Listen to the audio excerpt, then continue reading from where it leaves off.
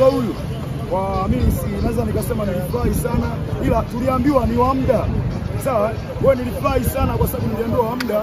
Ina maana kwamba anaweza akachezesha mechi 2-3 ya 4, anakuja mechi ambayo nani kocha ambaye tunamtaraji ni kipenzi cha wana Simba ambao anafundisha vizuri Simba, tena vizuri, na mwaka huu msimu huu tunachukua kombe uhakika kabisa. Jana wapinzani wako katika uwanja huu walichukua alama 3 wa goli 3. Tuanze kwanza hapo. Alama 3 na magoli 3. Zaidi kama mwendelezo wa ubora wao msimu uliopita unaendelea wa msimu huu. Ise mpira bwana, niliuangalia jana mpira wao kipindi cha kwanza.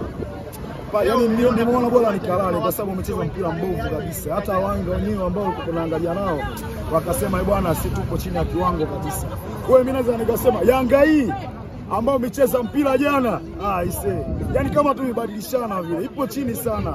Mimi naamini msimu huu Simba tunanyanyua mikwapa, tunachukua kombe, amini hapo. Kocha wao unampa miezi ngapi? Kocha wao mimi nampa mechi mpaka aliocheza jana, tukianzia labda tu ya dabi kashinda, ya kimataifa kashinda, na jana pia kwa Mbinde jana kashinda, japo kashinda goli 3.